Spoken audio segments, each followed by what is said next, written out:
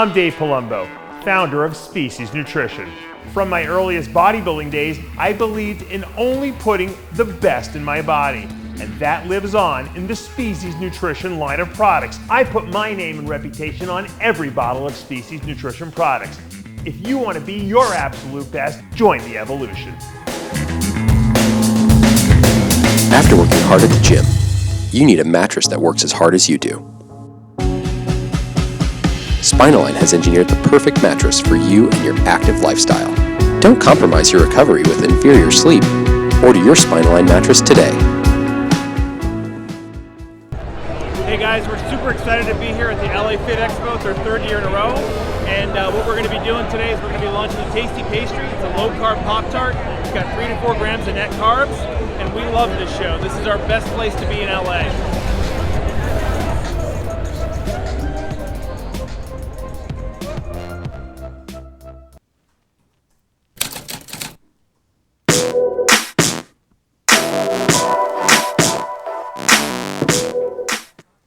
RX Television on RXMuscle.com. This is Ask Dave, better known as hashtag Ask Dave, your 30-minute question and answer show with Dave Palumbo. All your questions, diet, training, supplementation, IAPP pros, competitions, whatever's on your mind in or outside the bodybuilding world, it is all on the tables. We now bring in Dave Palumbo. Dave, a lot right now on the RX Muscle channel. We did an episode last night of After Hours, which I know you had Big Lenny, John Romano, Greg Valentino, Mr. G. You shared some of the old stories with muscular development, how eventually that transitioned into RX Muscle. I think a lot of people were always curious about what exactly the rivalry was or the basis, the genesis of the rivalry was. I thought that was a very clarifying conversation last night. But then, of course, we have Heavy Muscle Radio on as well, the live versions, which have been very popular, that too on RXMuscle.com. And then in addition to that, you have an upcoming Secrets to Becoming a Diet Guru course, if you want to tell the fans a little bit more about it. Yeah. First of all, the Secrets to Becoming a Diet Guru is basically my course that I teach. It used to be in person. Obviously now because of COVID, I do it online, which gives access to the entire world, which is really cool. It's from 9 a.m. Eastern Standard Time on Saturday, the February 6th, to 6 p.m. We take an hour for lunch break so that I can regenerate the wheels in my brain and lubricate them a little bit. And I basically teach you everything from soup to nuts. You don't have to know anything going into this course. You don't have to have a background. You don't need to study for it. I teach you nutrition, supplementation, performance-enhancing drugs, how to apply it for men and women, off-season, pre-contest, just to lose weight, detoxification, site injection. I go over everything. There's nothing I don't go over. You also get to download a 100-page manual that I've written it keeps evolving over the years. It's now up to almost 100 pages. It's all my protocols. It's a lot of great information that you can kind of digest while you're sitting on the toilet bowl, reading type stuff. Good stuff that's going to basically train your brain to think in the right direction, to be a great coach, and to advise yourself how to get yourself into the best shape of your life, to build muscle. It's very popular. We always have a nice group of people who take it every single time. Everyone loves it. I have coaches that have coached people for 20 years. I have people that have never even thought about coaching and know nothing about science take the course. So it's a very big, wide variety. You can ask me questions. The interface is a terrific teaching interface. I really love it a lot.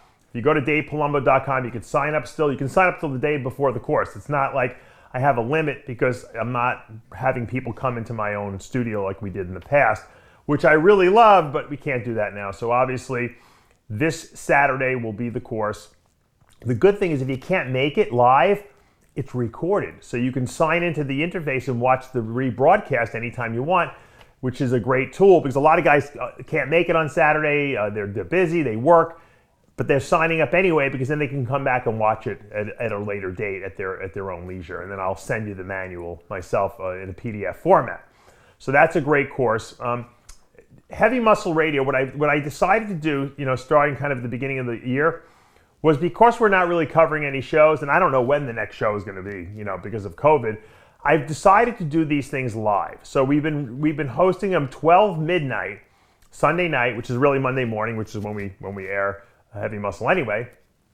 And I've been doing them live with Chris, Lee Priest, John, who's ever around, John Romano. And the reason I'm doing that is because it gives the fans, usually the Australian fans because everyone else is sleeping, but it gives the fans and the night owls like me a chance to ask questions live, and I grab them off the feed, I put them up on the screen, and we answer them. And for some reason, this past show, a lot of people want to know who would win. You know, we were doing like almost like verses, like Big Ramy or Big Lenny, you know, stuff like that. It was fun, and we got to, you know, pit people against each other. We talked a lot about the old times and Gold's Gym Venice. I know a lot of people like to hear those old time stories. And I think it's been going really well because it's giving us a lot of good content.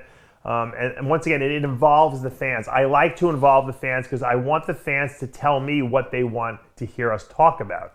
So that went well. After Hours is always an insane, you know, Ron Harris interviewed Steve Blechman. So we had I didn't get a chance to watch the whole interview, but I like to listen to Steve, although a lot of people find it boring. But so we had to, of course, you know, rehash that whole thing. And if you don't want to hear about it, don't hear about it. I know a lot of people enjoy it. We have fun with it. So After Hours was definitely a trip. I love getting John Romano and Valentino arguing with each other because that you can't go wrong with that, you know, that scenario. So I had fun this past week. I don't know if everyone else will have as much fun listening to everything we did, but I enjoyed all the programming we did this past week. So again, After Hours Heavy Muscle Radio right now on RXMuscle.com and the YouTube channel. Let's go to the questions. The first two questions from the Dave Palumbo Experience App. The first question, I'm a female with consistent diet, water, fiber, and diet. I'm still bloated though. What can a female do to combat bloat? Well, you know, holding fluid, actually, you know, subcutaneous, which means under the skin fluid, you know, usually has to do with your diet, okay? Now, certain hormones can sensitize you to holding more fluid. So, I mean, what I find is, and this is an interesting thing, you know, we always talked about back in the 90s, what drugs make you hold water? You know, testosterone, D-bol, anadrol, makes you bloated. I got news for you. If you don't eat any carbohydrates, you don't hold water. You could take 25 Dianabol, you could take 30 anadrols a day, you could take 5 grams of testosterone a week, you're not gonna hold any water. Because the carbs are what hold the water, okay? Now, those hormones will make you sensitive so that if you do eat carbohydrates, you will be more bloated than you normally would, okay? GH does the same thing. However, okay, having said that, if I was natural and I wasn't, you know, and I was eating a lot of carbs, I probably wouldn't be as fluid sensitive, okay? So when people tell me they're bloated, it usually means maybe they're eating too many carbs and or they're not eliminating waste from their body efficiently.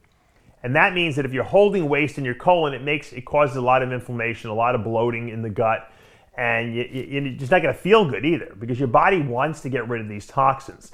And that's one of the reasons I'm always advocating for people to use Fiberlyze, my fiber supplement, because once you start using it, you will say to yourself, oh my God, I can't believe it. I really never emptied my bowels. I never felt this good to have a flat, my stomach never felt this flat. I don't feel constipated. We eat diets that are void in fiber. That's just the way it is when you're an athlete because we're so consumed with getting enough protein, and protein in itself can constipate you, okay? Even if you ate enough vegetables and fruits, protein will constipate you. It's a known fact, okay? So by adding in a high potency fiber supplement, what I mean is a psyllium-based fiber supplement, because we know psyllium is 8 times more potent on a gram for gram basis, so you can get a lot more punch in a small package, so to speak. By taking a product that's a high potency, high swell rate psyllium like Fiberlyze twice a day, you're going to remove these toxins. You're going to remove that waste from your gut. You're not going to be as bloated because when your body eliminates, fluid goes with it. Fiber pulls fluid out of your body. You will be drier by nature. You will not hold as much fluid if you use a good quality fiber supplement and you go to the bathroom on a regular basis. That's why people tell you to drink a lot of water, because water makes you pee. When you pee a lot, sodium comes out of your body and you dry out. But the problem is if you overdrink, you can deplete too many electrolytes. So that's not necessarily a good way to try to dry your body out. A better way is eliminate the waste. The waste that sit in the gut are the worst problem. A fiber supplement will move it out. I can't say it enough. And you know what? Every time someone hears the argument or hears me this discussion, and they actually say, you know what, you know what, Dave, I actually went and tried the fiber. I know I've been hearing you rant about it for 5 years. I finally tried it. I'm hooked. I'm hooked for life. I can't believe I took this long to try it. I'm telling you, if you want to get rid of bloat, you got to use a good fiber supplement. Second question, again from the Dave Palumbo Experience app. If you were to redo your career knowing what you know now, what would you have done to prevent the gut issues? I would have stayed in medical school. No, you know, here's the issue, okay? When as a bodybuilder, and I'm sure a lot of guys out there who are younger guys coming up, your goal is to put muscle size on, and you'll pretty much do anything, okay, to put the size on. That means training hard, pounding the food, taking enough drugs. I'm not talking about abusing drugs. I'm talking taking enough. And along with that process, you know, there's side effects that come along with it. Whether you get gynecomastia, or you lose some hair in your head, or you get acne, and you know what? You chalk that up as a necessary side effect that that there's nothing you can do about. I didn't use a fiber supplement early in my career. I hate to go back to fiber. I definitely would have had a fiber supplement in my whole time because I think what was happening is I was eating so much food that it stretched out the fascia of my lower abdominals, which made it harder to hold in my abdominals. Add on top of that, I don't know if I had visceral fat or not down there because I had no fat. I had no fat on my body, but that doesn't mean I didn't have visceral fat, meaning that the omentum, the greater omentum that covers the internal organs can become fatty even though there's no subcutaneous fat. I don't know if that was an issue. I don't have it anymore because when I downsized, my body just changed completely. I have no, my stomach is flat. I can vacuum and everything like now. So definitely it was a combination of putting on a lot of mass in the abdominal musculature area, eating too much food, stretching out the fascia down there. And third thing was possible visceral fat. I don't know if it came from GH and insulin usage. I don't know if that actually was a factor, but I definitely would have had a fiber supplement from day one. I don't know if I could have eaten smaller meals because my metabolism was so insane, but I also never tested my blood sugar. So maybe I wasn't absorbing all my food, so I was overeating for no reason. That would have been something I would have been doing, testing my blood sugar all the time. If I needed, a long-acting insulin, which is not going to cause visceral fat deposition, I probably would have used a long-acting as opposed to the short-acting, fast-acting insulins, which could cause, I think, more likely cause visceral fat deposition. And I definitely would have, done different, stuff like in terms of like exercises, like I do like abdominal breathing exercises. I've showed you that to kind of keep the organs, massaged and detoxified. And I would have worked more on, vacuums and stuff like that. I kind of felt my way in the dark. We were in the dark in the 90s. No one really knew because no one had ever been that big before.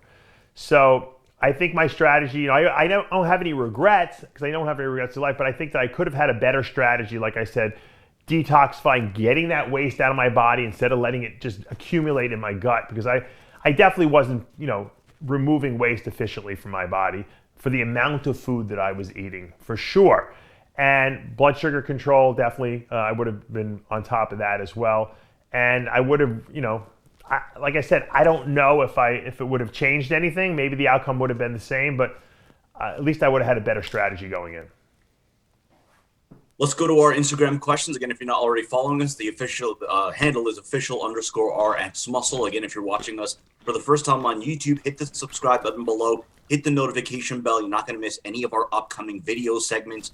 We mentioned Heavy Muscle Radio, which we're doing live every Sunday night at around midnight. So that's a lot of fun. It's very interactive. As Dave mentioned, you have a lot of fans, a lot of the night owls here up in the U.S., but then in Australia, it's like prime midday for them. A lot of fun interactions. So you're not going to want to miss that. Again, subscribe below. Hit the notification bell if you like what you're watching. Hit the like button as always. We appreciate all your support. A lot of good questions here.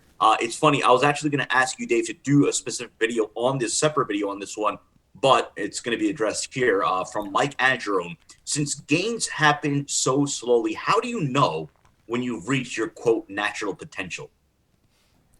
I don't know if I hit my potential, but at one point, I got myself up to about 200 and maybe 19 pounds, I think. And I'm telling you, I couldn't eat another morsel of food. I just wouldn't gain anymore. Now, I don't know if my training could have been better. Probably could have.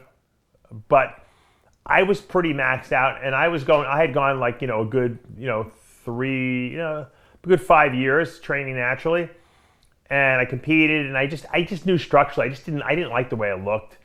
I just didn't have enough mass, for my height, and I had long arms and long legs. And I just said, you know what?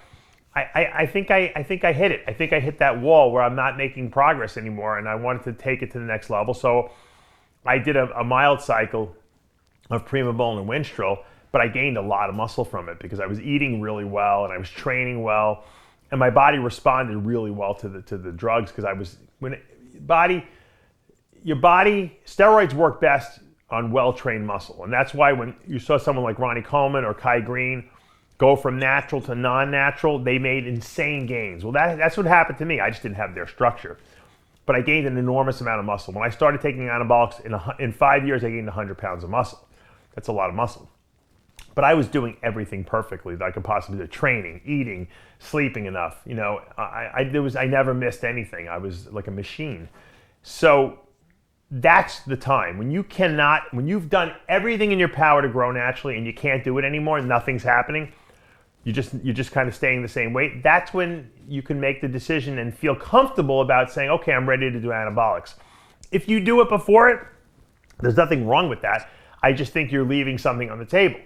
The longer you wait to do them, okay, the better they're going to work, okay? Because like I said, steroids work good on well-trained muscle. Another thing to remember is if you can't feel the muscle because you're just kind of starting, you don't have that mind-muscle connection that you develop over years of training with the nervous system connecting to the muscular system, you're using steroids, but you can't even contract the muscles properly, so you're not going to grow as well. And I think that's another issue why steroids work so well on well-trained muscle, because people have a good mind-muscle connection at that point, and they're able to functionally contract what they want to build, and then you put that extra stimulus of the anabolics in there, and they get tremendous gains. Whereas someone who's just, you see these guys, they've been training 6 months, they start taking anabolics, they do grow, but it's like the muscle just doesn't look the same because it's still immature.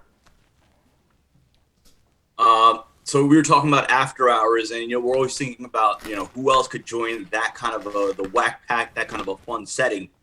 Irving, Texas, where is BSA Big Sean Allen? We need him on the show together with Greg Valentino and Jimmy the Bull. Yeah, where is he? I don't know. He's been missing in action. I haven't heard from him. The problem with Big Sean Allen is he needs his own platform. He doesn't want to share the spotlight with anyone else. That's for sure. He'll come on, but he's better if you get him on like with a small group, like 1 or 2 people, so he can talk. Because if he doesn't talk, he's going to get insulted. He's not going to be happy, and I don't want to make Big Sean Allen mad. I like when Big Sean Allen is in a good mood, or at least happy with me. He could hate everyone else, but I want him to be happy with me. Let's go to Excellent 187. Dave, did you use the same? I know you got a rep range question last week, contest phase and off season, but this one is regarding rep range and intensity for smaller body parts such as bis and tris, like you did for back, chest, and leg. Should one stick with the same rep range for every body part, or is it okay to mix and match for certain body parts? For calves, I always did 15 rep sets. I found they worked best. I found super heavy weight for calves. I never really felt it in my calves. It's like it's hard to contract them. Your feet kind of give out first. And so for calves, I would lift heavy, but I would do 15 rep sets. Enough weight to barely get the 15th rep out though. Forearms, I always did 15 rep sets because I just found they responded a little better to higher rep. I really think it's because the matter of you can squeeze better. When you get too heavy, you start using other muscles and cheating. For the bigger muscle groups and the compound movements, benching, bent rows, squats, shoulder presses, that's a compound movement. For those exercises, heavy weight, lower rep range works great. If I'm doing side laterals, however, I might not do 4 rep sets because it's more important for me to squeeze that muscle. I might do 8 rep sets for those because I want to get out more repetitions so that I can make sure I maximize that muscle. Whereas where I'm shoulder pressing, a 4 rep set of 315 behind the neck is a nice set. You're going to build muscle from that because you can really overload the muscle that way. When you're kind of isolating, when you're doing isolation type exercises, I think you can go slightly higher reps with a little lighter weight, because if you go too heavy, you wind up cheating and you're not really using the muscle. I could do literally 20, 30 pound cable side laterals, and it seems like very lightweight, but the way I squeeze and really, lift the weight up, it feels like it's 100 pounds on there to me. So my body only knows what it perceives. So if my delt muscle thinks it's perceiving 100-pound side laterals and I'm only doing 30 side laterals on a cable machine, it doesn't matter what the actual weight is. It only matters what the muscle feels. And that's what you guys have to remember. If it feels heavy to the muscle because you're doing a full range of motion and you're not cheating and you're squeezing and you're lowering the weight under control, that's all that's important. It's perception of the muscle. The muscle doesn't know if it's bench pressing 400 or if it's bench pressing 200. It only knows what it feels. That's the key. This one from NSJ16. I'm glad he asked this because, we talk about, you've gotten questions regarding stimulating your appetite, regarding cravings while you're on prep. Well, this one is specific to carb. It says he's a huge carb addict, wondering what he could do to stop the craving while leaning out. I don't want to always push my own products, but I will say one thing. Someone wrote me an email today and said, hey, Dave, you know what? I just started my diet. I've been starving. I got your supply of Lipolyze, which is my non-stimulant-based fat burner. And I literally, he goes, I've been using it for 2 days. My appetite is like half of what it was. And he wanted to know what the heck was doing that. And the truth is that a lot of people, we produce a hormone in the brain called leptin. Leptin tells your body you're not hungry. So when you eat a meal, you release leptin, and then leptin tells you, okay, you're not hungry anymore because you just ate. In a lot of people, they're what we call leptin resistant, meaning that their leptin receptors cannot recognize leptin. So the body is cranking out tons of leptin because the appetite is going through the roof, yet what's happening is there's just not enough leptin receptors. So one of the ingredients in Lipolyze, African mango, actually increases leptin sensitivity, increases receptors for leptin. So immediately you will feel more satiety, which means that you're not as hungry anymore. There's also a couple of other ingredients in there that have an appetite blunting effect as well, but it's the leptin sensitivity that I noticed a lot of people who tell me they notice a dramatic difference in their appetite, those people, it's because their leptin sensitivity was bad. And ironically, the fattest people have the highest amount of circulating leptin in their body, but they have the worst leptin receptors. So they respond very well to this product. And so that's one of the things I tell people, immediately try that. Obviously, drinking a cup of coffee, stimulants will blunt your appetite as well. The problem is when the coffee wears off, you're going to be hungry again. So try the Lipolyze. Try 1 pill 3 times a day. You can work up to 5 pills a day. There's no stimulants whatsoever in there, so it's not going to affect your sleep. You're not going to have a rapid heart rate, nothing like that. I think you'll find it very effective. Dave, not sure if you heard this guy's handle is official Lee Priest. Why do people overthink training so much? It's funny, by the way, just talking about Lee. Lee obviously has been a new addition on the live episodes of Heavy Muscle Radio. Yeah. So the dynamic between he and Chris Cito is absolutely it's great. I mean, it is the kind of, I guess if you want to say, it makes for great radio. I mean, this makes for great just podcast material. The show has everything. It has the humor. It has the knowledge. It has stories. Someone like me, it's funny, Dave. We get these questions all the time. We're getting them today as well. How did Sid meet Dave? And how did, blah, blah, blah, whatever like that. Me as someone who's only been in this industry for a few years, these are the kind of stories, these are the kind of tales that even as I said, you have an appreciation for them. For someone like many of you watching who are bodybuilding lifers, I'm telling you, this is the kind of content that you crave. So if you haven't already checked it out, check it out. Sunday night, midnight Eastern Standard Time. And the reason I'm telling you for the live version is if you want to, interact in the show, we have the chat forum. Dave is taking questions directly off the chat forum, so it makes for really an entertaining experience. But Lee wants to know, and it's a good question, especially based off some of the questions that we do get, why do people overthink training so much? And why do the ones who overthink it with the, quote, bro science look like crap? It goes back to when you first start working out. You look at a bodybuilding magazine, what do you see? You see, Brandon Curry, right? Hitting a front double bicep shot. And you look at those biceps and you're like, that's the biceps I want. Now, In a million years, you're not going to get those biceps because Brandon Curry was born with those biceps. Those are genetic biceps. But what do? The next time you see Brandon Curry at a show, you ask him, Brandon, what do you do for your arms? How do you train? I want those arms. And Brandon says, well, I do 3 sets of dumbbell curls and a set of preacher curls and 6 sets of cable curls. So you go back and you do that same workout and you get no results from it because Brandon Curry can do anything and his arms are going to look amazing. That's the truth of the matter. So people get consumed with the workouts because they're so thinking there's some kind of magic formula, magic workout that's going to work. When I first started working out, I just assumed that I would get if I want a big back, I will take every back exercise in the gym and every piece of exercise equipment and I'll watch everyone's doing back and I'll take every and I'll do them all. Because if I do them all, my back's going to I got to grow, right? Because I'm doing every exercise. Of course, I was overtraining to death, but that was the mentality I had back then because I came from a running background where more is better. You run longer, you become a better runner, right? You run every single day, you become a better runner. You don't take days off. Bodybuilding is not that. Bodybuilding is a structured program where you're going to train and then rest. Rest is as important as the training part of it.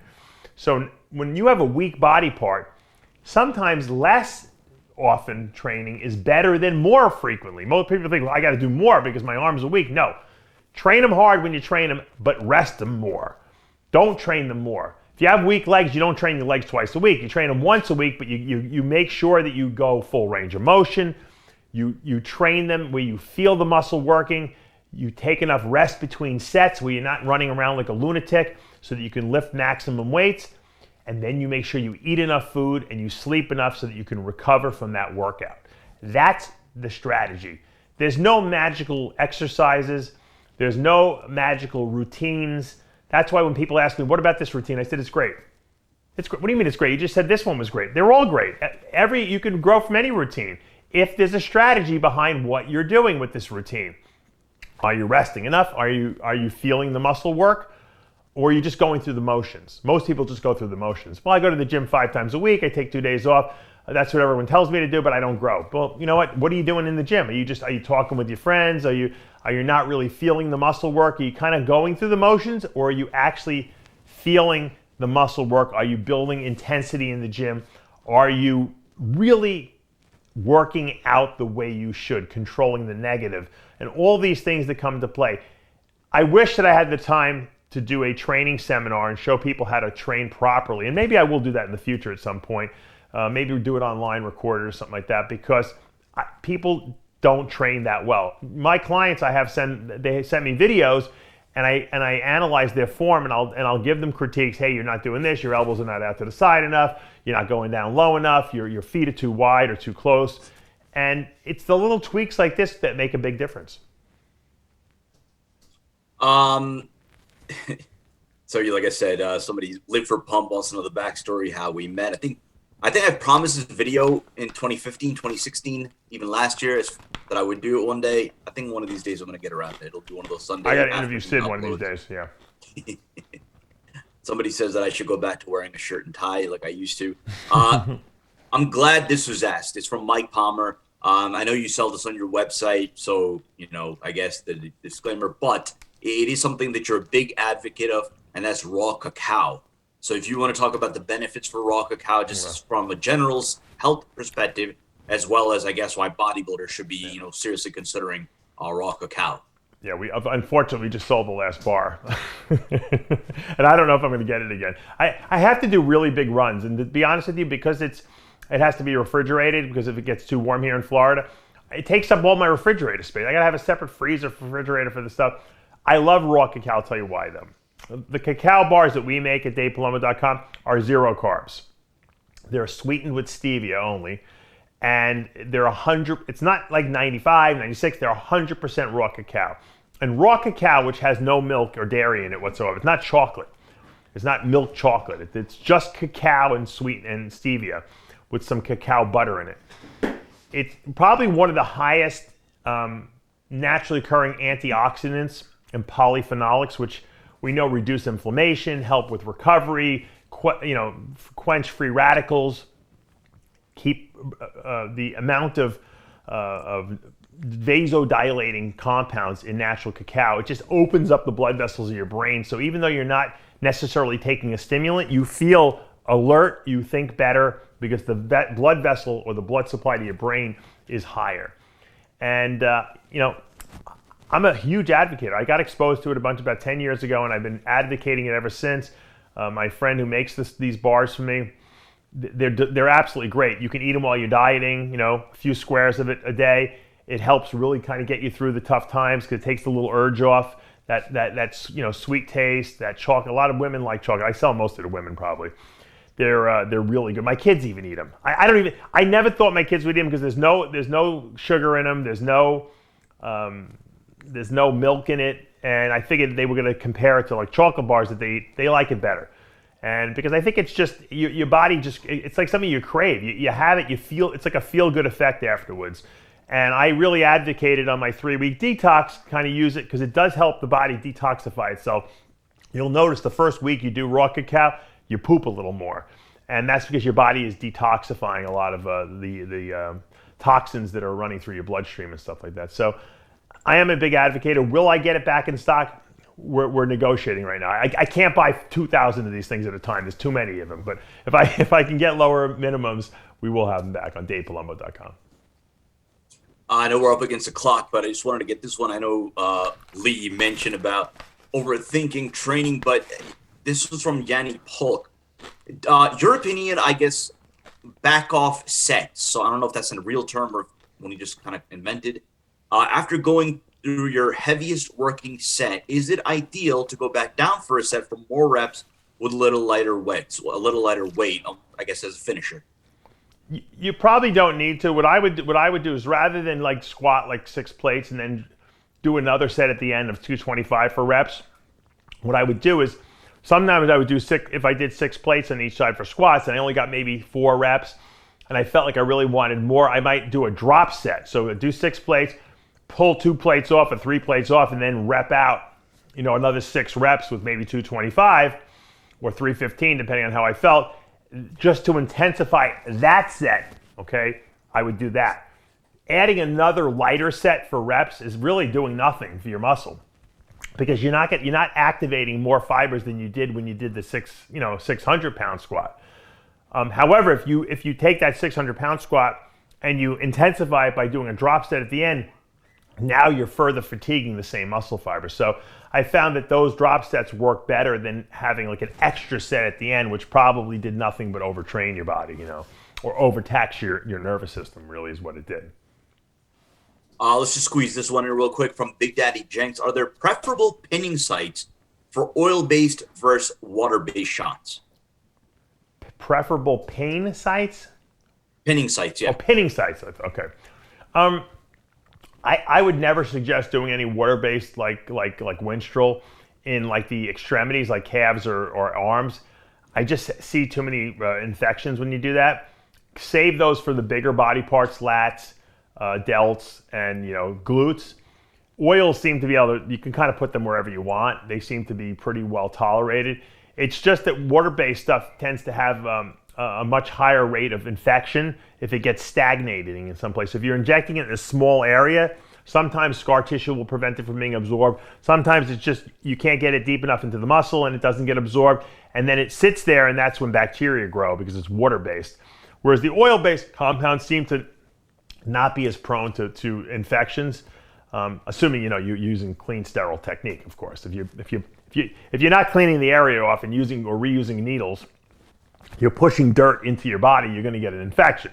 Assuming you're using clean, sterile technique, you still can get an infection from a stagnant, water-based shot versus oil-based shots, which tend not to be as prevalent in getting infections. Stagnation, which means the lack of blood flow, is really what causes infections the most. I've torn little pieces of quad muscle or something like that, or hamstring, and then the dead blood kind of comes out the next day or two. You see like black and blue, and then it runs down your leg because of gravity, and it kind of settles in your calf, and then I get an infection in my calf for no reason. Why? Because this dead blood is stagnant in there. And that's why I tell people, if that ever happens to you, go out to the pharmacy and buy like a pressure stocking and wear that will help that blood return to your heart and get flushed out of your body. It doesn't allow the accumulation there because it keeps pressure on that area. And that's really the result of, you do a windshield shot in your calf, you're gonna get stagnation and inflammation there. I guarantee you're gonna get an infection. You might not get it the first time, or the second time, you will get it eventually. Don't do water-based in the extremities. Let's close out with this one. Obviously, last night on After Hours, a heavy theme of the show was the MD RXMuscle history, rivalry, whatever you want to call it, where it all began. Obviously, your history, your John Romano, Greg Valentino, all once upon a time working for muscular development. Stumpy Macbeth, and this is something that you did tease last night, but you also mentioned that it may never happen. Steve Blechman, would he ever come on RXMuscle? And I guess if you want to lay out sort of what you would envision should he ever come on and agree to do, say, a one-on-one with you. You know what? He probably will never come on. You know what? I broke his balls too much over the years, and he probably won't come on. But I would love to interview him because I don't think there's anyone out there who knows him better than I do, because I worked for him for 3 years, and we were on the phone every day. If I was in the office, I would spend hours with him. I know all his stuff that he's invented. I know all his things that he's brought to market first. I know all the accolades that he's done. I know, and that a lot of people just don't know about, And he's got a lot of good information that he's garnished over the years, and a lot of things he's brought to the bodybuilding world and the supplement market that I think would be good to bring out. I don't know if we can get past the him firing us and then us breaking his balls and him being insulted. And I don't know if he can get past that. If he can get past that and come on the show, I think it would be a great interview, because like I said, I know what to ask him. I felt like that when Ron Harris interviewed him, I felt like him and Tuliados that were, there, and I like Dr. George. I think they were like almost falling asleep, because they allowed Steve to just talk. I don't think they asked him the right questions. And I think that I could do a better job. Not that that Ron's not a good interviewer, because I think he is, but I just know Steve really well, and I think it would be interesting. And maybe we could just basically squash this. I know Romano isn't out, never forgives anyone, but if Steve came on and wanted to shake hands, so to speak, and put all this to rest, I'm all about forgiveness anyway, and I think it would be a good interview, and it would be nice. Steve did have a lot of stuff that he brought. He did some screwed up things, but he did bring a lot to this industry, and he gave back a lot, and he donated. He spent so much of his time, with bodybuilding and trying to make it better through the magazines and through the Twin Lab when they, originally had that with the brothers, that, he at least deserves, I think, people to recognize and validate what he did bring to the marketplace, because he did bring some good stuff, and he did some great stuff with the magazine too back in the day as well, when the magazines were in their heyday. So I don't know if it'll ever happen. Probably won't, but I thought I'd throw it out there anyway. Well, we'll see, but it would be must-see TV should that ever happen. That's going to do for this episode of Ask Dave. Reminder right now on the channel, all new episodes of Heavy Muscle Radio, After Hours, and then we just wrapped up recording a one-on-one with Milos Sarcev. Entertaining and informative stuff, as always. For Tyler Shore and Dave Palumbo, I'm Sadiq Faruqi. We'll see you next time.